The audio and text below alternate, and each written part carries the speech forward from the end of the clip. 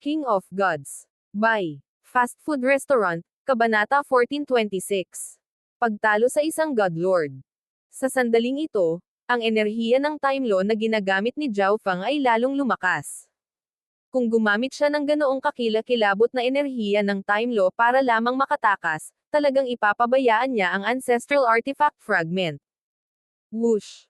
Biglang tumalikod si Zhao Fang. Ang Chaos Origin Tribulation Lightning Sword sa kanyang kamay ay namamaga sa kapangyarihan.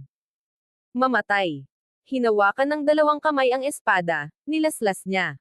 Sa sandaling ito, naramdaman ng humahabol na Godlord Firecloud ang paghihigpit ng Time Law at nagsimulang bumagal sa bawat aspeto. Mas matibay pa ang Time Law na iyon kaysa dati. Anong nangyayari sa batang ito? Naging malungkot ang mga mata ni Godlord Firecloud nang simulan niyang seryosohin si Zhao Fang.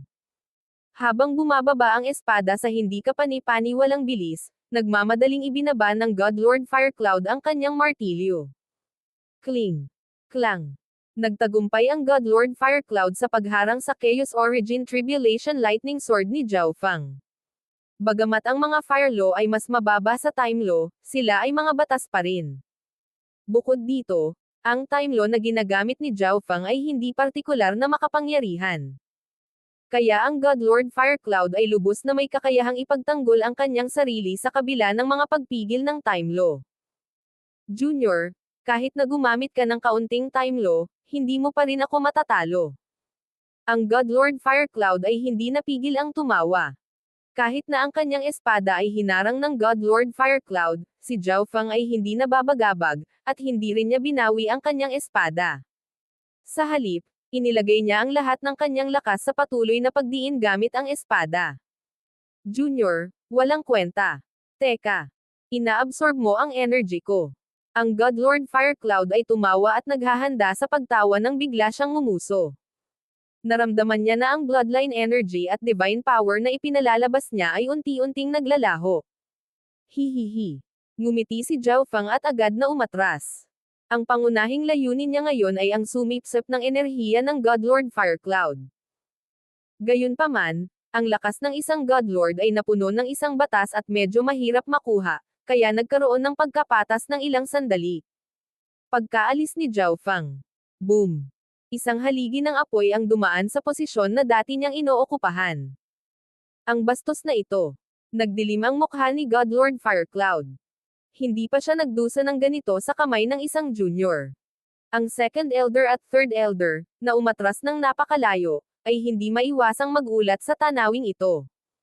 Hindi ko akalain na si Zhao Fang lang ang makakalaban ng isang Godlord sa ilang sandali. Napabuntong hininga ang third elder sa gulat.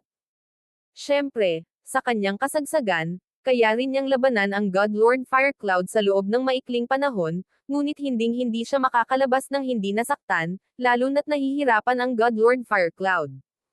Totoo, ang Godlord Firecloud ay dumaan sa isang malaking labanan at medyo nasugatan ng trump card ng second elder. Saan lang nakukuha ni Zhao Fang ang enerhiya ng Time Law na ito? Ang second elder ay mas nag-aalala tungkol sa paksang ito. Napakahirap paniwalaan na ang isang batang junior ay nakakaintindi ng isang Time Law, at hindi pa nakakapasok si Zhao Fang sa antas ng Godlord. Ang iba pang apat na Godlord ay naiwan din sa kawalan ng paniniwala sa tanawing ito. Napakabihirang para sa mga half-step na Godlords na makipaglaban sa Godlords. Ang pinakamataas na rank 9 na pakikipagpalitan ng suntok sa isang Godlord ay hindi pa naririnig. Ano lang ang ginagawa ng Godlord Firecloud? Lumamlam ang mukha ng Blazing Gold Race Patriarch. Ang second elder at third elder ay parehong nawala ng kakayahang lumaban, at kahit na si Zhao Fang lang ang kaharap ng Godlord Firecloud, hindi pa rin niya kayang patayin siya kaagad. Sa sandaling ito, boom! Bang! Nag-away muli sina Zhao Fang at Godlord Firecloud. Dahil na-absorb ng Chaos Origin Tribulation Lightning Sword ang ilan sa divine power ng Godlord Firecloud, mas malakas pa ito at medyo nagulat sa Godlord Firecloud. Malaki. Ang bilis ng pagsipsip ay mas mabilis pa sa pagkakataong ito. Natuwa si Zhao Fang. Ang kanyang Chaos Origin divine power ay mayroon ding fire intent. Matapos masipsip ng isang beses ang enerhiya ng Fire Law, naging mas madali ang pangalawang pagkakataon. Junior, Ang enerhiya ng isang Godlord ay lubhang mapanganib. Ang Godlord Fire Cloud ay umungol, may masamang tingin sa kanyang mukha. Boom! Ang kanyang buong katawan ay sumabog na may fire energy na parang sisabog na bulkan. Kahit na ang Second Elder ay kailangang maingat na harapin ang kakilakilabot na enerhiyang ito. Ang Godlord Fire Cloud ay inihanda sa pagkakataong ito at mabilis na naglunsad ng isang counterattack. Naramdaman ng Second Elder at Third Elder ang kanilang mga puso na lumukso sa kanilang mga lalamunan sa tanawing ito, at maaari lamang silang umasa na makakaiwas si Zhao Fang. Ngunit sa kanilang pagtataka, hindi man lang sinubukang umiwas ni Zhao Fang. Space-time barrier. Inactivate ni Zhao Fang ang defensive skill ng kanyang space-time robe. Whoosh! Whoosh! Sunod-sunod na hadlang ang lumabas mula sa space-time robe. Bilang karagdagan, nag-apply si Zhao Fang ng ilang enerhiya sa time law, na naging dahilan upang ang space-time barrier ay maging mas malakas at mas may kakayahang depensahan at hadlangan ang pag-atake ng isang Godlord. Kasabay nito, mabilis na nabuo ni Zhao Fang ang isang singsing ng dark silver sa paligid niya. Sa sandaling ito, may 3 layer ng depensa si Zhao Fang. Ang space-time barrier, ang Chaos Heaven Void Ring, at ang space-time robe. Buzz! Boom! Ang malupit na apoy ay bumagsak sa space-time barrier. Ang Chaos Heaven Void Ring ay mabilis na nagsimulang sumipsap ng enerhiya na ito. Sa pagsipsap ng enerhiyang ito, nagawa pa ng Chaos Heaven Void Ring na palakasin ang mga kakayahan nito sa pagtatanggol. Itong brat. Hinaranggan niya talaga ang atake ko. Natigilan si Godlord Fire Cloud. Siya ay orihinal na naniniwala na, kahit na sinubukan ni Zhao Fang na umiwas, siya ay nauwi pa rin sa matinding pagkasugat. Hindi niya akalain na gagawin lang ni Zhao Fang ang pag-atake. Sa oras na ito, halos naubos na ang enerhiya ng space-time barrier. Boom! Pagkaraan ng ilang sandali, bumangga ang walang hanggan na apoy laban sa Chaos Heaven Void Ring, sa kalaunan ay bumagsak upang hampasin ang space-time robe. Boom! Bang! Bagamat nagawang harangan ng space-time robe ang pinsala, ang epekto ng apoy na ito ay nagtulak pa rin kay Zhao Fang pabalik ng medyo malayo. Ang pag-ataking ito ay magpapadala sa iyo sa Yellow Springs. Ang Godlord Fire Cloud ay umungal habang siya ay umaban, hindi binibigyan ng pagkakataon si Zhao Fang na makahinga. Bagamat hinaranggan ni Zhao Fang ang isang pag-atake, malamang na ginugol niya ang lahat ng kanyang lakas. Ang pangalawang pag-atake ay tiyak na papatay sa kanya. Boom! Bang! Inihagis ng Godlord Fire Cloud ang kanyang gintong martilyo, naglabas ng ulap ng apoy kung saan lumabas ang ilang mabangis na hayop ng apoy. Chaos Origin Conversion. Walang takot, ginawa ni Zhao Fang ang Chaos Heaven Void Ring sa ilang agos ng pilak na Dom Alloy sa Chaos Origin Tribulation Lightning Sword. Ang espada ay naging lubhang mabigat at nagsimulang kumikinang na may nagninangas na ningning. Ginawa niya ang lahat ng kanyang makakaya upang labanan ang pag-atake ng Godlord Fire Cloud upang mas masipsip niya ang enerhiya at mapalakas ang lakas ng napakalakas na Chaos Origin Tribulation Lightning Sword. Kahit ang Godlord Fire Cloud ay hindi maiwasang manginig nang maramdaman ang kapangyarihan ng espada. Boom! Bang! Sa pamamagitan ng pagindayog ng espada, ang mga apoy na hayop ay napatay. Bumaba ang espada sa Godlord Fire Cloud, ang walang katapusang kapangyarihan na nakapaloob dito ay mabilis na lumalabag sa mga depensa ng Godlord Fire Cloud at nagdadala ng gout ng gininto ang dugo. Arg! Paano ito nangyari? Sumigaw si Godlord Fire Cloud, nagulat ang mukha niya. Ngunit makalipas ang ilang sandali, naunawaan ng Godlord Fire Cloud. Matapos ang paulit-ulit na pagsipsip ng kanyang enerhiya, si Zhao Fang ay nakabuo ng sapat na lakas upang ang kanyang pag-atake ay nagawang basagin ang pag-atake ng Godlord Fire Cloud at nasugatan ang kanyang katawan. At ang mga sugat na dulot ng Tribulation Lightning ay hindi madaling gumaling. Hindi kita mapapatawad. Ang Godlord Fire Cloud ay nagalit at agad na sinimulang sunugin ang kanyang bloodline at divine power. Ang gintong martilyo ay nagpakawala ng isa pang ulap ng apoy. Sa pamamagitan ng pagindayog ng martilyo, ang napakalaking ulap ng apoy na ito ay naging isang napakalaking halimaw. Ito ang pinakamataas na kasanayan ng Godlord Fire Cloud Heaven Shattering Beast. Zhao Fang, Makakapagpahinga ka na ngayon na mamamatay ka sa pinakamataas na kakayahan na ginamit ko sa aking pangalan. Mabangis na tumawa ang Godlord Firecloud. Maging ang second elder at third elder na nagtutulungan ay nabigo na harangan ang Firecloud Heaven-Shattering Beast. Bukod dito, ginugol na ni Zhao Fang ang lahat ng lakas ng Chaos Origin Tribulation Lightning Sword. Kahit na ginamit niya ang defensive measure mula noon, mahihirapan siyang pigilan ang pag-ataking ito. Roar! Ang apoy na hayop na ito ay mabangis na umungal, ang mga sound wave na naging sanhi ng pagyanig sa buong mundo. Ngunit walang takot na hinarap ni Zhao Fang ang napakalaking flame beast na ito. Buzz! Ang malakas na enerhiya ng Time Law ay bumaba sa Firecloud Heaven-Shattering Beast. Kasabay nito, pinaandar ni Zhao Fang ang kanyang kaliwang mata. Ang bloodline energy na ito. Nagulat si Godlord Firecloud. Sa sandaling ito, naramdaman niya ang isang napakalakas na sinaunang enerhiya mula sa mga mata ni Zhao Fang, malapit sa nangungunang 10 sinaunang lahi. Roar! Ang Firecloud Heaven-Shattering Beast ay umungal, nagpakawala ng enerhiya ng Fire Law para labanan ang enerhiya ng Time Law, at pagkatapos ay sumabog ito pasulong. Ibinuka ng Firecloud Heaven-Shattering Beast ang malaimpyernong bibig nito at tila malapit nang lumunin si Zhao Fang ng buo. God Eye. Illusory Oblivion. Ang kaliwang mata ni Zhao Fang ay naglabas ng panaginip na ambon na naglaho sa nakapaligid na mundo. Ang Firecloud Heaven-Shattering Beast ay biglang lumitaw sa kanyang mga mata na gawa sa kumikislap at naaaninag na mga bula. Patayin. Lumakas ang kanyang origin energy habang itinoon niya ang kanyang isip. Pagkaraan ng ilang sandali, ang Firecloud Heaven-Shattering Beast ay nawala na lang. Paano ito mangyayari? Halos mabulunan ang Godlord Firecloud. Ang kanyang pinakamataas na kakayahan ay nawala na lamang. Ito ay mas nakakagulat sa kanya kaysa sa pagharang ni Zhao Fang sa kanyang pag-atake. Lahat ng tao sa lugar, kabilang ang 4 na naglalaban ng Godlords, ay natulala. Kahit na ang Second Heaven Godlords ay hindi maunawaan ang tanawing ito. Sa sandaling ito, isang panaginip na pilak na mata ang lumitaw sa kalangitan, na naglalabas ng isang kakilakilabot na presyon ng kaluluwa. God Eye Duplication. Firecloud Heaven-Shattering Beast.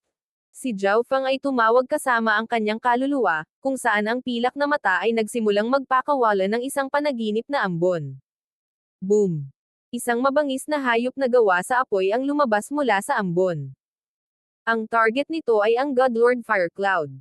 Hindi. Ang Godlord Firecloud ay nakatayong nagyelo sa kinatatayuan habang siya ay nilamon ng Firecloud Heaven-Shattering Beast. Boom! Nagkalat ang ulap ng apoy, na inihayag ang napaso at napinsalang katawan ng Godlord Firecloud. Hanggang ngayon, medyo magulo pa rin ang isip niya. Biglang, isang malakas na enerhiya ng kaluluwa ang lumapit, na naging sanhi ng pagkislap ng mga mata ni Godlord Firecloud. Swish! Isang miniature na Chaos Origin Divine Sword ang tumusok sa kaluluwa ni Godlord Firecloud, dahilan para mapahawak siya sa kanyang ulo at mapaungol sa sakit. Chaos Origin Tribulation Lightning Sword. Mabilis na sinundan ni Zhao Fang ang isang slash ng napakalaking espada sa kanyang mga kamay. Swoosh! Isa pang hindi maalis na sugat ang naiwan sa katawan ni Godlord Firecloud. Ang mga pinsala ni Godlord Firecloud ay napakalubha na ngayon.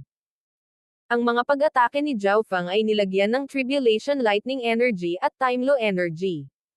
Ang Tribulation Lightning Energy ay nagpahirap sa paghilom ng mga sugat habang ang Time Law ay kinaladkad ang oras ng paggaling sa Infinity. Bilang karagdagan, ang kakaibang diskarte at bloodline na enerhiya ni Zhao Fang na lumalapit sa nangungunang 10 sinaunang lahi ay nagdulot sa kanya ng takot at takot. Tumakbo.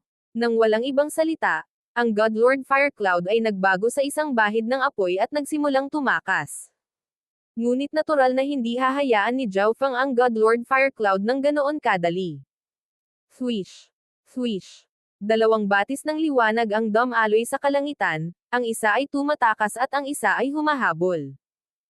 Gayunpaman, ang tumakas ay isang Godlord habang ang humahabol ay isang peak rank 9 lamang.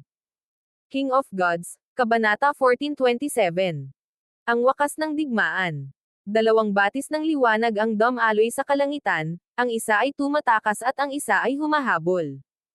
Ang tumatakbo ay ang Godlord Firecloud ng Blazing Gold Race habang ang humahabol ay ang Peak Rank 9 Zhao Feng ng Spiritual Race. Nang makita ng lahat ang tanawing ito, ang una nilang reaksyon ay ang pagtataka kung nakakakita sila ng mga bagay. Isang makapangyarihang Godlord ang hinahabol ng pinakamataas na Rank 9. Ganito ba kalakas si Zhao Feng? Ang katawan ng Second Elder ay nanigas, at ang kanyang mukha ay namutla sa hindi makapaniwala. Kahit na sa kanyang tuktok, hindi siya naniniwala na matatalo niya ang Godlord Firecloud, ngunit si Zhao Feng. Hindi ko akalain na, habang natalo tayo, siya lang ang nakakatalo sa isang Godlord. Ang Third Elder ay umiling sa gulat, bumantong hininga sa kanyang kababaan. Mula nang dumating si Zhao Feng sa Spiritual Race, paulit-ulit siyang nagpakita ng nakakagulat na paglilinang at lakas. Sa loob lamang ng ilang dekada, napunta siya mula sa isang True God Junior tungo sa isang taong nalampasan na ngayon ang Third Elder. Ngayong naisip na niya ito, marahil ay wala talaga siyang karapatang kunin si Zhao Feng bilang isang disipulo noon. Samantala, ang dalawa pang Blazing Gold Race Godlords ay mas nabigla. Hindi nila akalain na ang isang pick na Rank 9 Junior ay magbabalik sa sitwasyong nilikha nila gamit ang Cursed Words of Deaths. Godlord Firecloud, tanga ka. Galit na sumigaw ang Blazing Gold Race Patriarch. Ang napakagandang pagkakataon ay ganap na sinira ng Godlord Firecloud. Siya ngayon ay hinahabol ng pinakamataas na Rank 9 at malamang na magiging katatawanan sa buong Ziling Zone. Hahaha. Ang dalawang iba pang Spiritual Race Godlords ay patuloy na tumatawa, ganap na nagulat sa pag-unlad na ito. Talagang nakakataas ng buhok ang labanang ito.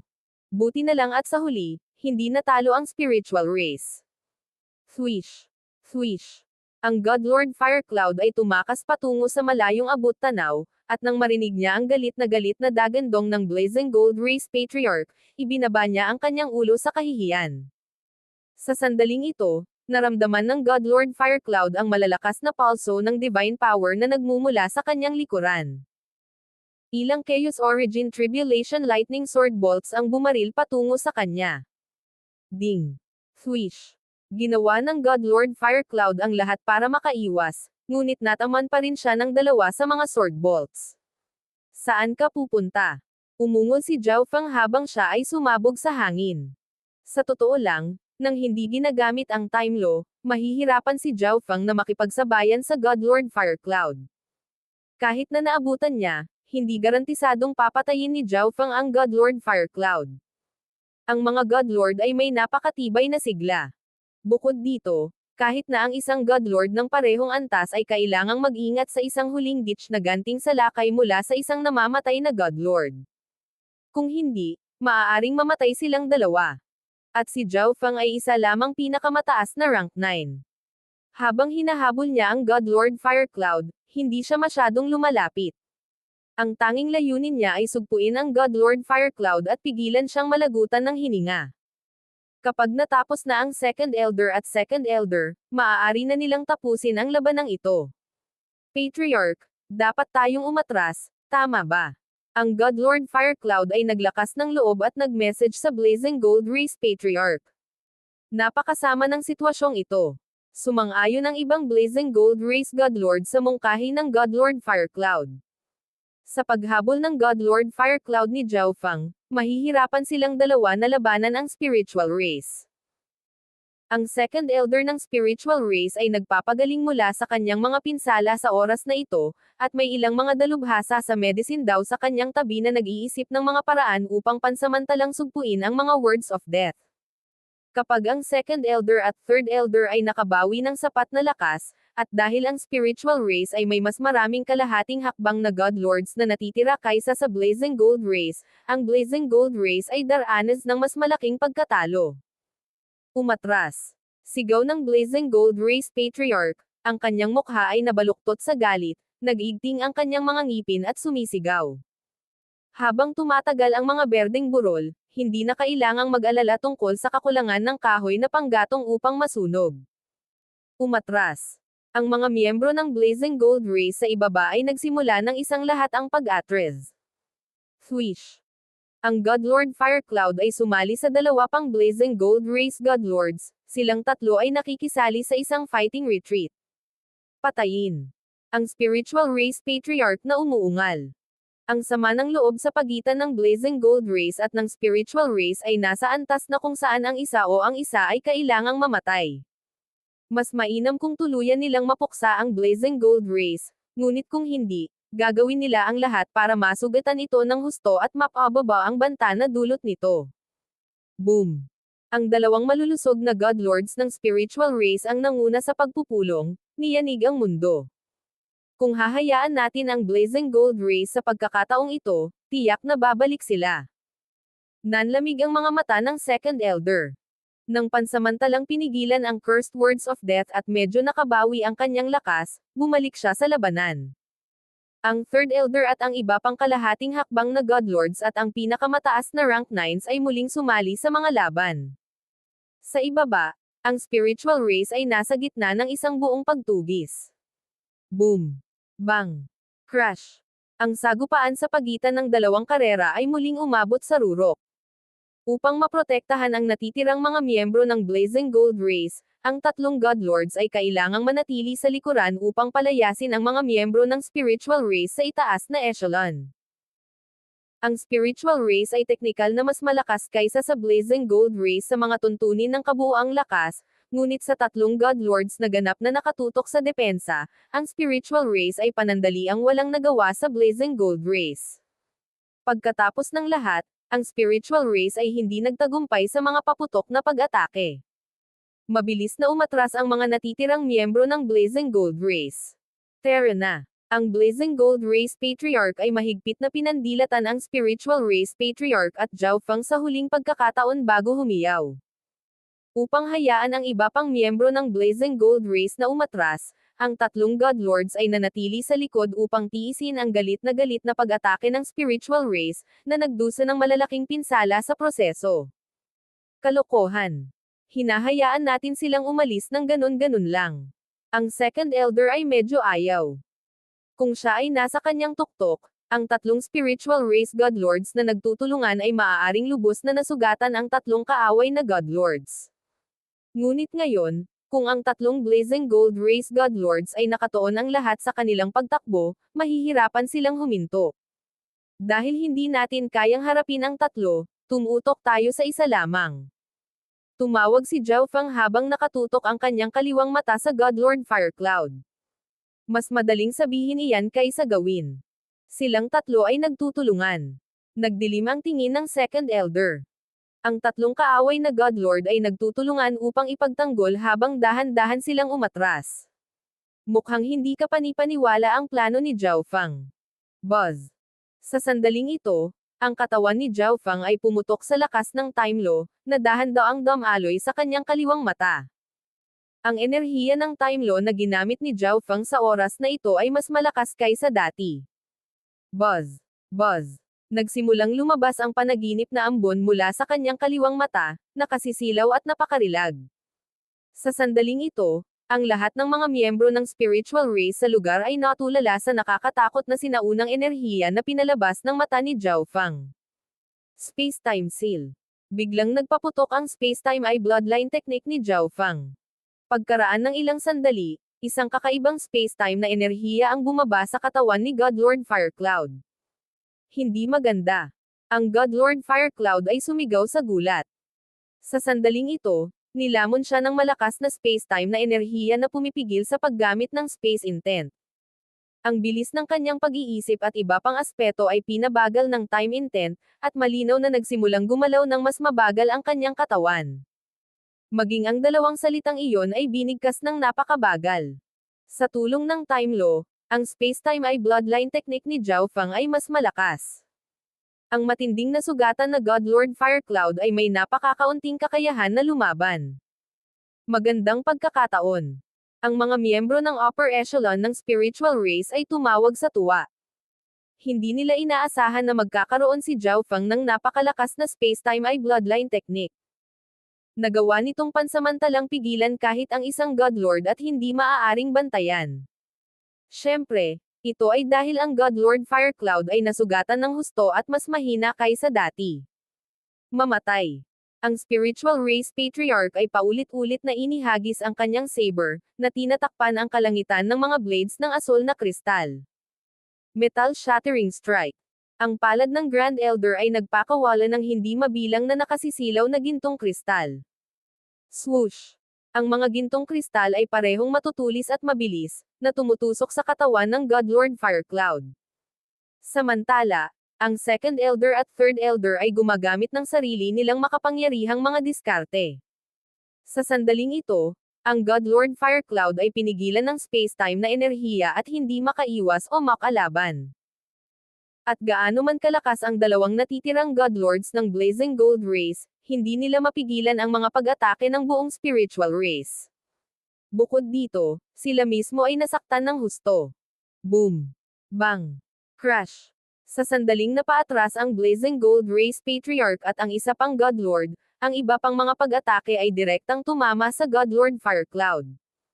Hindi. Ang mukha ni Godlord Firecloud ay nababalot ng takot. Kahit na matapos talunin ni Zhao Fang ay hindi siya natakot dahil alam niyang hindi siya maaaring patayin ni Zhao Fang. Ngunit sa pagkakataong ito ay iba.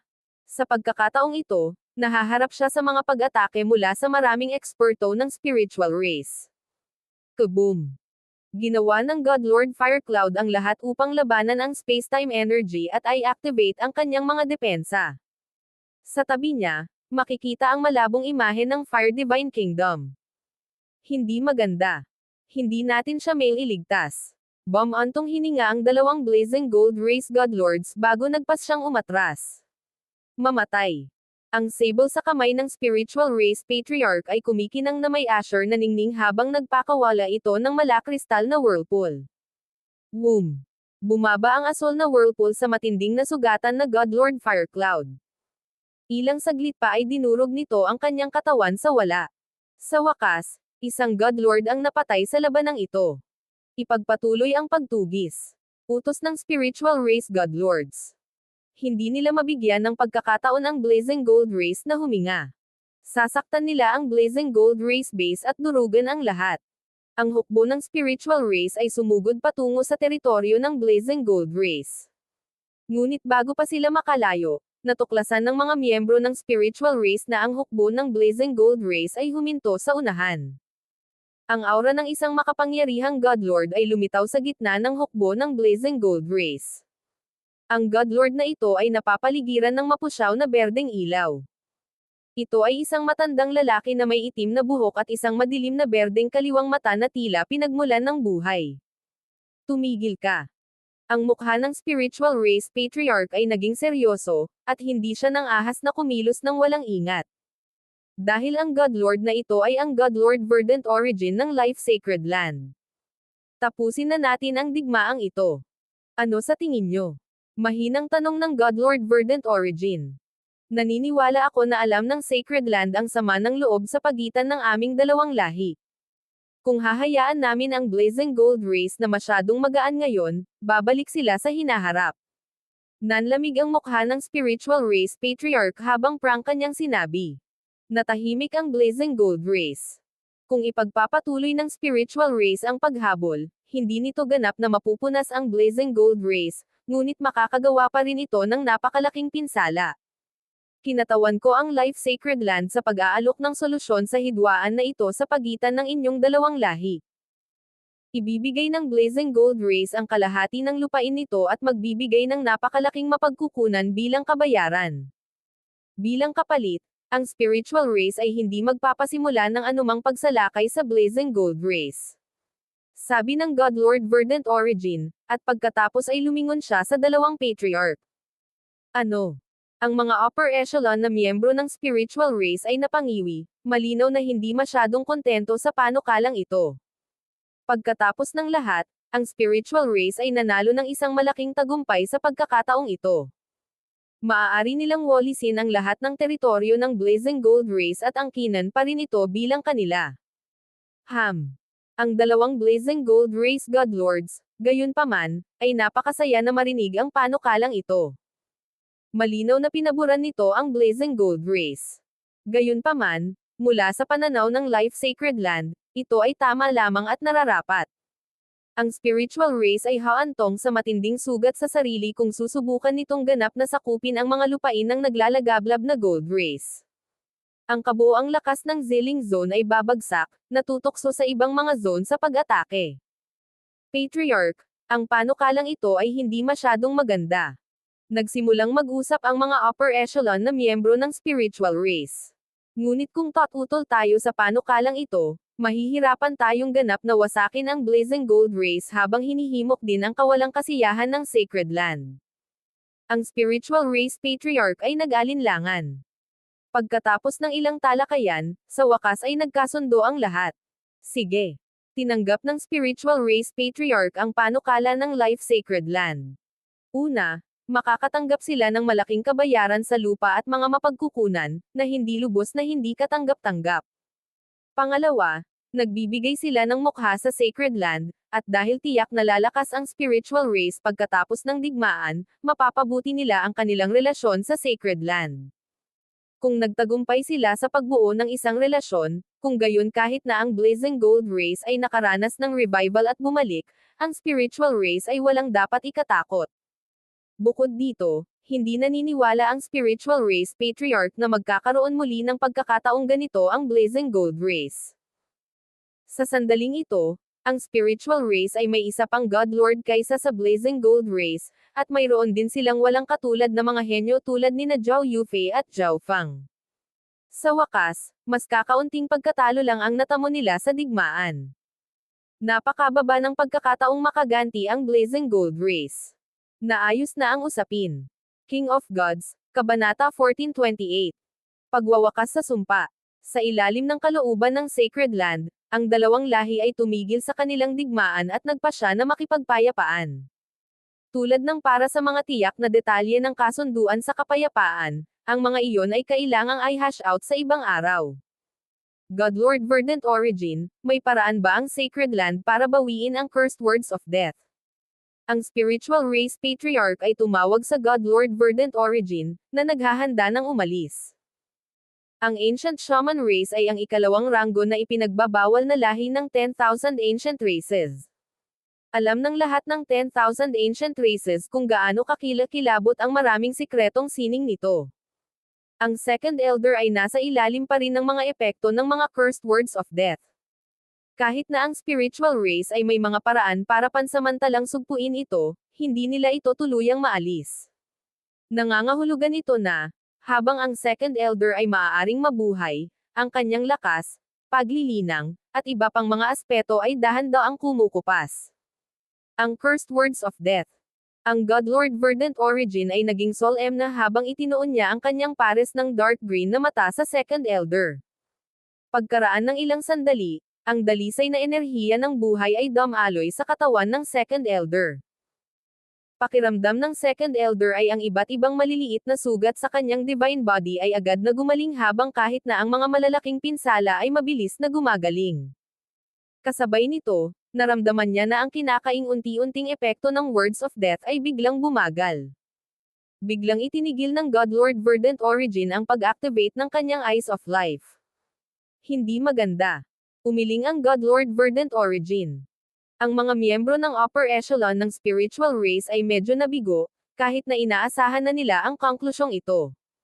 Kung ang Lord Life God mismo ang kumilos, ang mga cursed words of death ay tiyak na maaalis. Maaaring magawa rin ito ng ibang mga God Kings.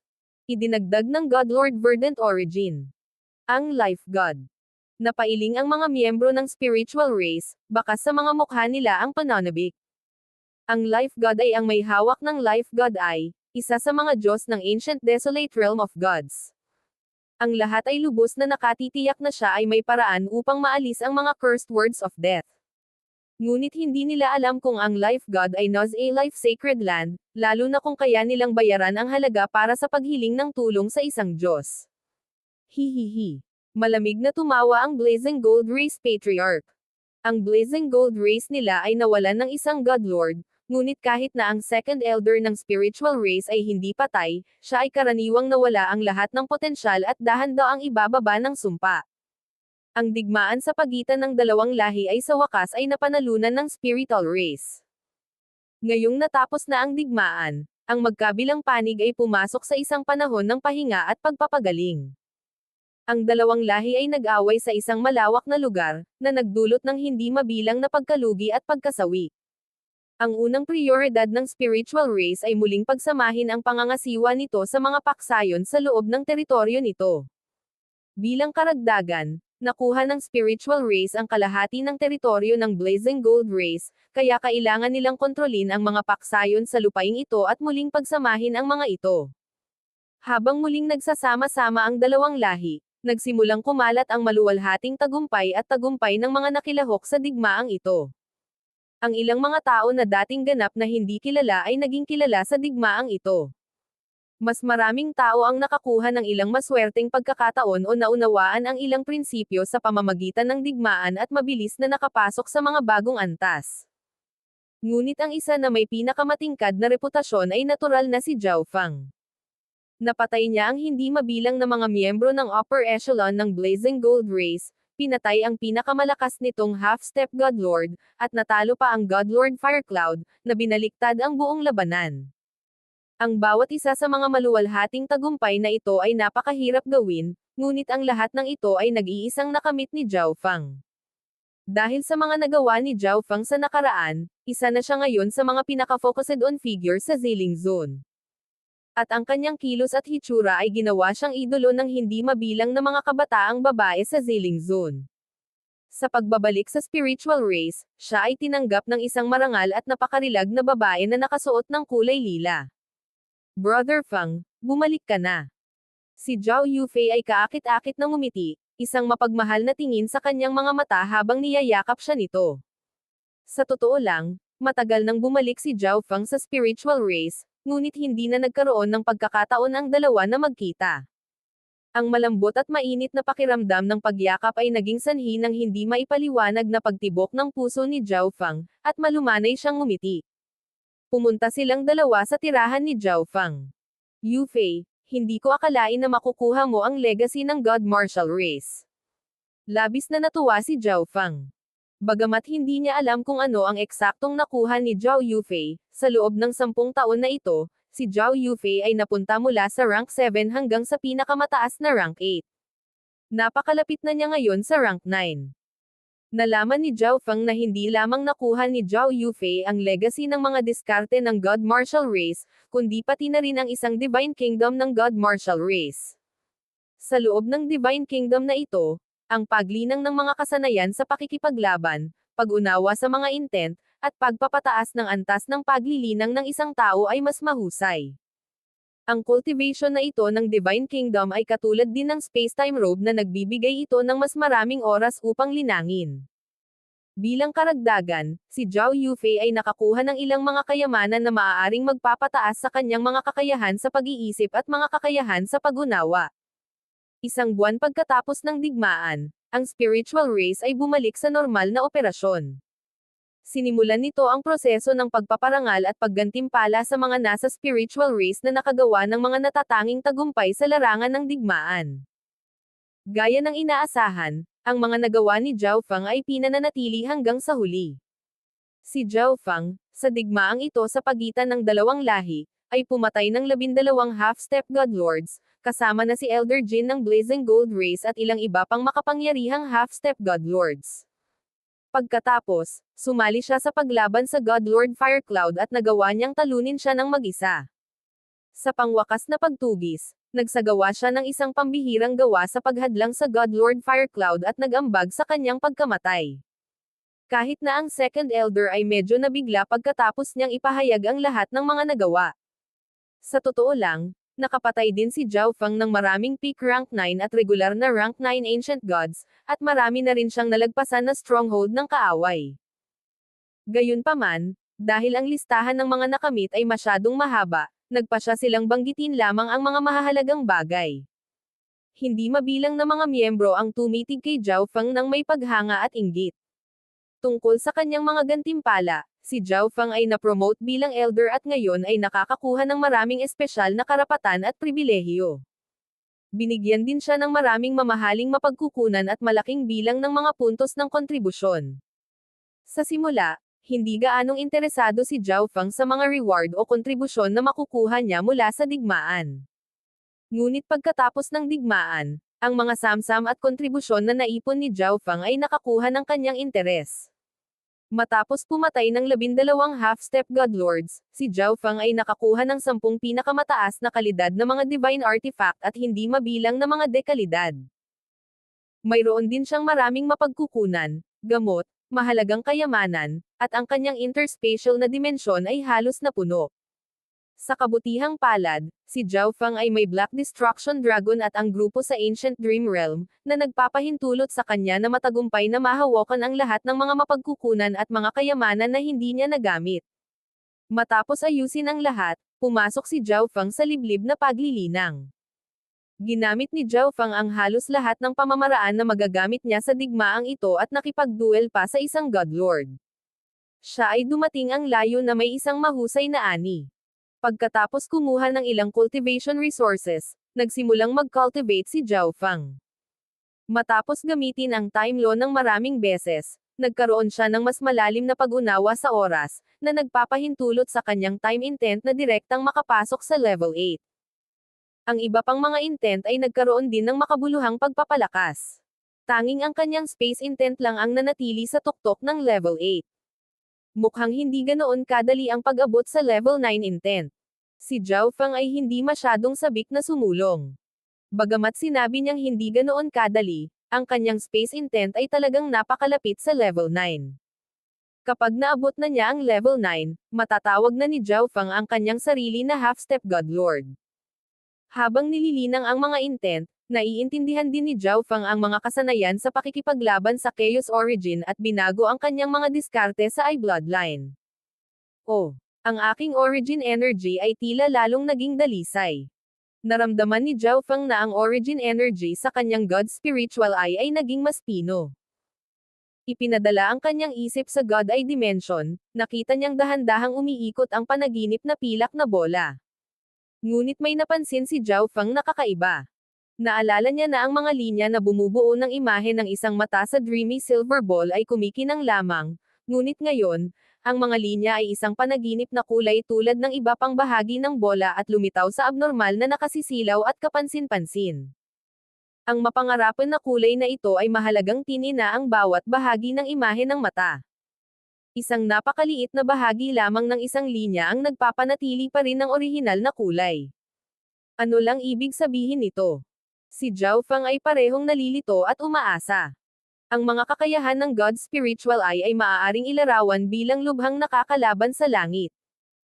Kapag gumagamit ng origin energy, maaari pa nitong gawing realidad ang mga pangarap, gawing posible ang imposible.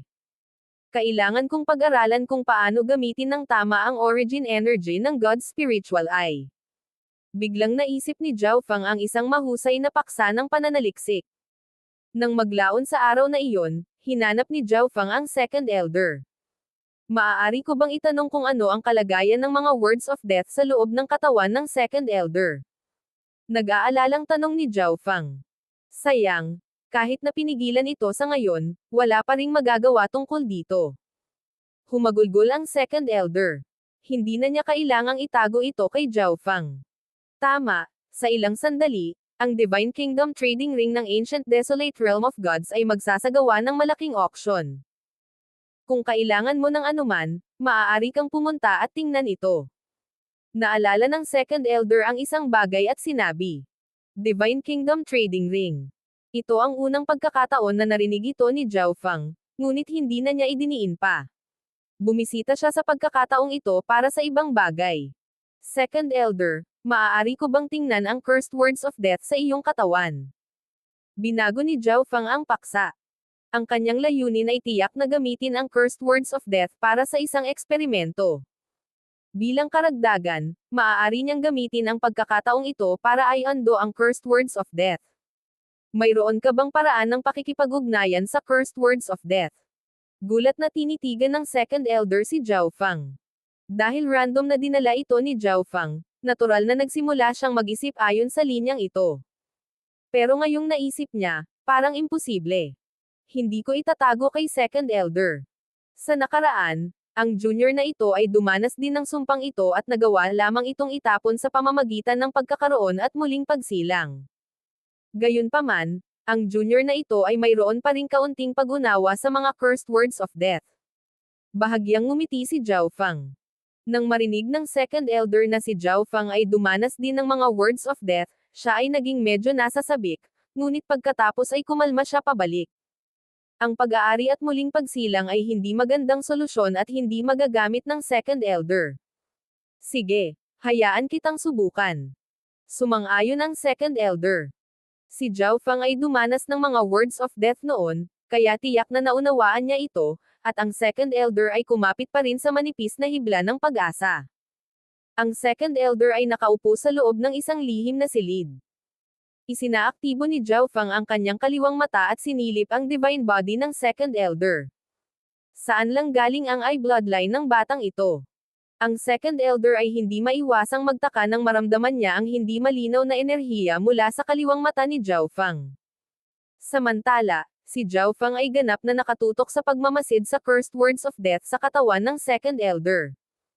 Isang halos hindi matukoy na itim na sinulid ang kumalat sa buong katawan ng second elder.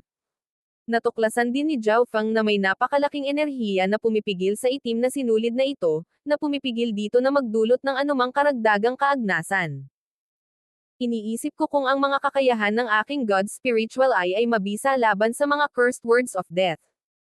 Hindi mapigilan ni Zhao Fang na matuwa ng kaunti. Ang mga words of death ay sobrang nakakatakot na kahit ang numero 1 ancient race ay natakot sa kanila. Ang mga paraan ng pagpapawalang bisa sa sumpang ito ay lubhang limitado at malupit. Nakatutok ang kaliwang mata ni Zhao Fang sa isang maliit na bahagi ng itim na sinulid sa katawan ng second elder. Ang itim na sinulid na ito ay napakanipis. Kung si Zhao Fang ay hindi gumagamit ng God's spiritual eye, malamang na hindi niya ito mapapansin. Mawala. Mawala. Isinaaktibo ni Zhao Fang ang kanyang origin energy habang itinuon niya ang kanyang isip sa kaisipang ito. Buzz. Ang mapangarapan na bowl ang pilak sa God Eye Dimension ay bumigay, at pagkatapos ay nagsimulang maglaho sa mundo ang panaginip na ambon. Sa isang iglap, ang manipis na itim na banta na iyon ay natakpan ng isang panaginip na kinang sa mga mata ni Zhao Fang. Ilang sandali pa, nawala ang maliit na piraso ng itim na sinulid na iyon. Parami ng parami ang mga piraso ng itim na sinulid ay nagsimulang maglaho, ngunit ang origin energy ng God's spiritual eye ay nagsimula ring mabilis na kumupas. Kung ikukumpara sa itim na sinulid na tila walang katapusan na umaabot sa katawan ng second elder, ang pagkawala ng ilang bahagi ay halos balewala. Ngunit bilang isang Godlord, ang second elder ay lubos na nakadarama kahit na ang mga banayad na pagbabago sa kanyang katawan. Sa sandaling naramdaman niya na ang isang maliit na bahagi ng kanyang divine body ay natanggal sa isang pasanin, ang sigla nito ay muling nag-iiba, ang kanyang mga mata ay kumislap sa isang matalim na liwanag.